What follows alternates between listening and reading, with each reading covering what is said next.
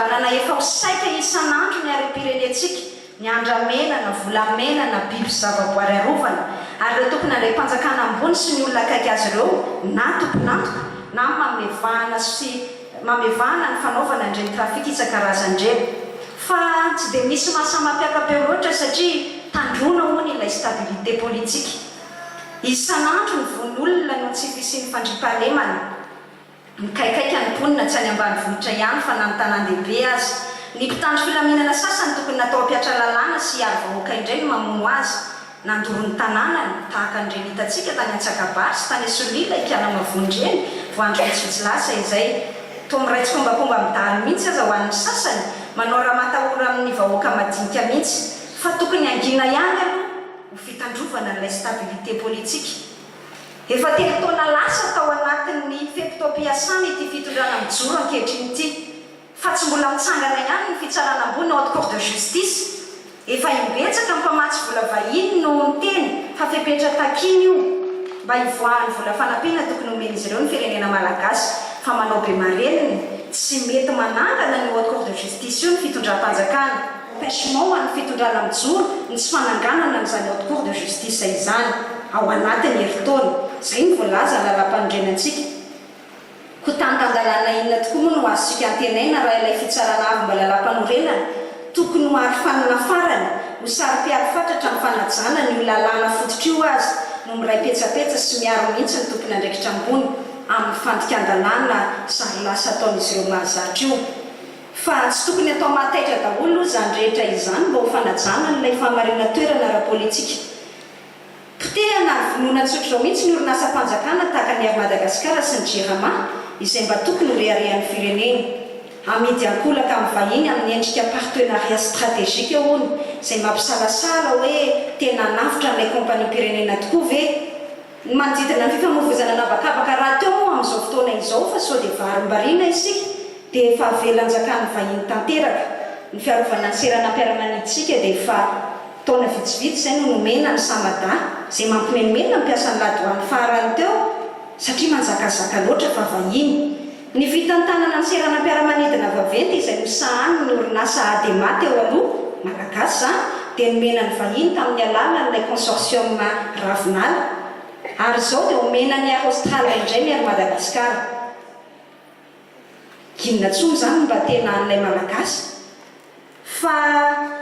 raha ohatra misy hitsangana ka hanohitra na tsy anaiky amin'izany dia tsy azo atao fa manjary manotohina n'ilay stabilité politika hono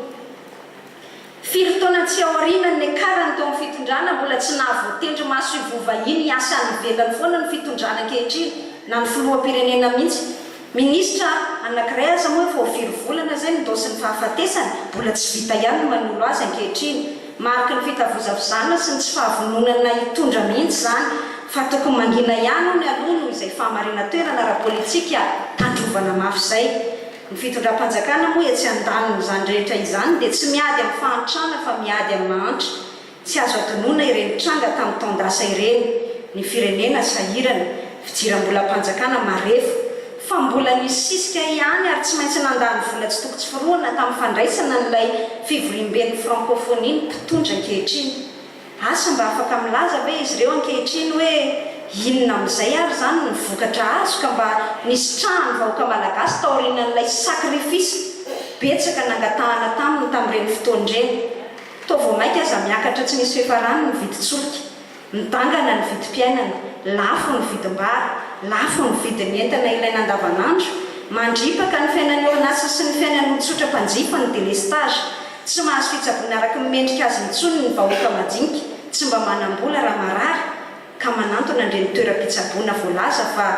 amin'ny vahoaka ireny tsy zarazary intsony ny fiainana anaty fiarahamonina fa izay be vola sy mahitahita ny manjaka tsy mirariny sy ny marina intsony ny mandresany amin'ny fitsarana fa izay manam-bola tsy miteny intsony ny fahaizana na ny fikirizana mianatra raha hanao fanadina-panjakana na concours any anatin'ny fanjakana any fa nisan'ny volanananao aposy ny mariky ny fahombiazana tsy misy intsony mba fanarahan-dalàna farafahakelina na eny an-dalana rehetra eny aza fa dia didiny be sandratrano ny manjaka mandefitra manana ny rary ny raha malagasy tratra ny aza misy miteniteny daholo miondrika eo anatrehan'ny fanararotapahefana diso tafahoatra atao sy ny famotehana ny firenena satria raha hitsangana dia so mikitikitika n'ilay fahamarinan'ny toerana ara-politika. Maro tsy voatanisa ny olana goavana sy ny tranga efa tsy manjary intsony eto amin'ity firenenantsika ity,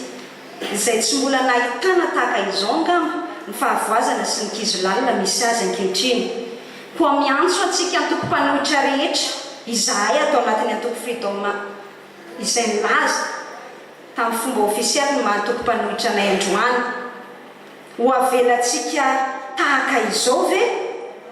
ity firenena ity, na dia eo ary zany rehetra izany, avelanao izay dany kibony foana ve ny mpitondry raha tsy handray ny andraikitsika isika ka hiteny hivondrona ampiakapeo raha ilaina voalohany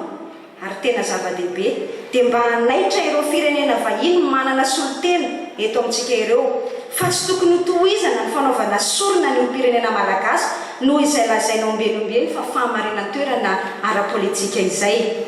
Ny lalam-pandrenana nefa mamaritra fa misy fomba ara-dalàna azo atao amin'ny mpitondra tsy mahavita ny andraikiny, ary efa nandrosony izany hevitra izany ny freedom efatra amin'ny heritaona fa tsy mbola nisy ny aina aloha hatreto ka fotoana angamba izao mba dinio ihany le retsy fa mijaly ny vahoaka. Ajaajao ny Antananarivo fa tampoka ny Vondrika ome voninahitra Ambohimanga fa nipoirany mba labe maso ka Antananarivo azy hajajaina Ambomanga ome voninahitra.